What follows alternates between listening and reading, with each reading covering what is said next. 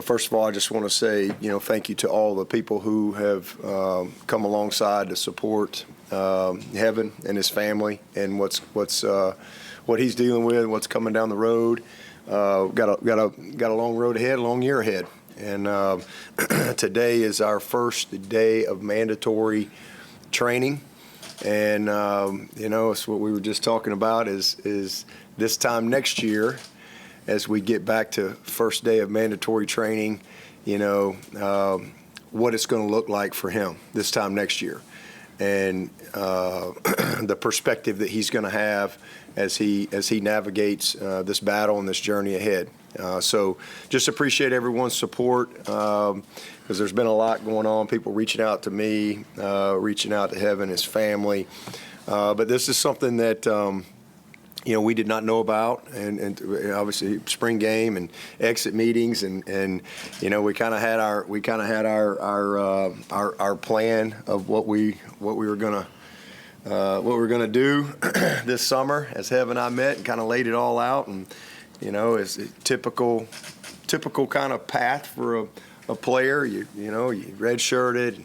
Redshirt freshman year, kind of making some strides, got a chance to play a lot in the bowl game. He'll feel good about what he's done this spring and spring game. And now here we go, redshirt sophomore, big year. And then, I get a tough call from Pat Richards, really tough call to let me know what was going on. And he basically had just not been feeling well and was throwing up and was having a hard time finishing the workout, and they couldn't really figure it out, so they took him to the emergency room, and I'll let him speak on that, but they found a mass, and so this is a tough call. Now we got a biopsy, and there's a lot of things, and then you get the news, and I'm just thankful that we have so many great doctors, amazing doctors. He's got an amazing family. And a lot of conversations with his mom, Meek. She's amazing. And just kind of getting our arms around this news. This is not news that anybody wants to get. And you can't really be certain until you get the biopsy and the scans, et cetera, and you know exactly what you're dealing with. And then you got to get a game plan, all right, on how we're going to attack this. And so that process, we went through that, and then they met with all the doctors, and it actually, we probably went about 3 weeks, and it didn't get out, and our team knew, and that was actually something I was really encouraged with, because our whole staff knew, the team knew, and it wasn't something that kind of leaked out. I think until we signed another D tackle, and then I guess people started asking questions, why we needed it. We would get another D tackle. So it got out, it kind of leaked out, and I appreciate a couple of you media guys who reached out to me and gave us an opportunity to, put a statement out the right way, so that things didn't kind of spiral in a different direction, and kind of have the facts correct. But we wanted to let Hevin kind of get through, the initial process of just, first of all, mentally what he's dealing with, but also medically what he needs to do, and the plan. And he's met with a bunch of different doctors. And, again, the doctors have been amazing, and they all got on the same page of kind of the path forward and what he needs to do. And it will be a long year ahead for him. But prognosis is good. And it's a lot that he's got to go through, and I'm thankful that he has such a great community and family here. In fact, he started back today, working out as well, and the doctors kind of have a plan on what they want him to do as he goes through this next year. And certainly he started chemo last week, and so he's got, I guess, about 6 months or so of chemotherapy, and then we'll go from there. So biggest thing about today is just to make sure everybody really understands, what we're dealing with.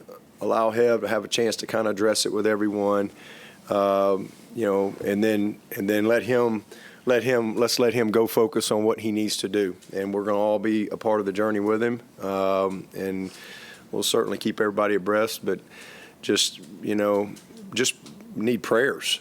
I mean, he's got great support, and any support. I mean, his mom's got to close her business down. I mean, there's a lot that's going on to make sure that he's got the support that he needs to go through. So I appreciate all those people who have supported him and continue to do that.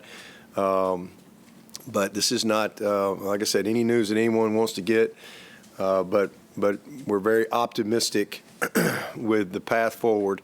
But that doesn't make the path easy. There's going to be a lot of tough days, and there'll be some good days. But his team has rallied around him, and again, just feel good about the path forward and what he's got to do. So I just wanted to say thank y'all for allowing us the opportunity to have Hevin speak on this and kind of put a face and a voice with his situation. And I know he'll use this platform in a mighty way as he moves through this year. I really believe God is going to bless this young man in a tremendous way. I told him, I was like, everybody, you thought everybody would know you because you were a great D tackle at Clemson, but everybody's going to know you because of this situation. But so many people will be blessed by how you handle this situation. And so, again, long year ahead, and again, this time next year, hey, we're gonna be having a celebration as he's beat this, and he's back doing what he loves to do. So, with that, I'll turn it over to Hev, and again, thank you all for being here and for your support. First things first, I just want to thank God for, I could have. Me and Coach were talking before we kind of came down here, like my news could have been way worse, and I know that other people are in way worse situations than me and have way less resources than I'm able to have here, so I'm blessed with that. I also want to thank my mom and my family, just the endless support that they poured into just the amounts of my mom driving down here for every doctor's appointment, every treatment. Everything, even Coach Swinney and Coach Eason, who just call me just to make sure my head's afloat. You can kind of lose yourself in a dark time like this, so I'm just blessed to have the support of my coaches and even my teammates. Just kind of how Coach said, it was under wraps for 3 weeks. No one knew until obviously we took another defensive tackle out of the portal. But yeah, and I'm also excited about just this season and just my part, what I can do to just help the team out in any way, shape, or form I can. I know I've talked to Coach Eason just about, just make sure I'm in the playbook, still staying on top of install, coming out to, when we have our skills and drills and just staying on top of everything.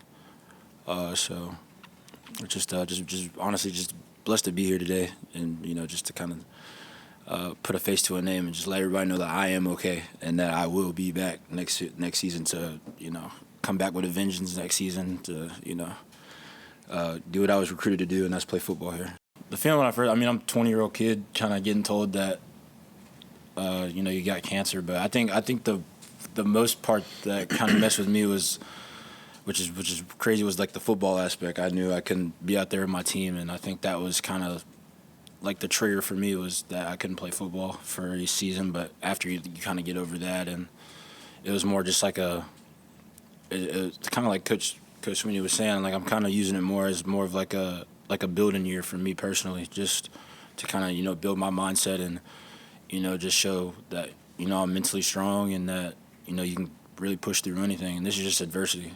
That's every athlete goes through it. Every person in the world goes through it. I just happen to be a Clemson football player. Clemson is just attached to my name, so that's why it's just kind of out in the media.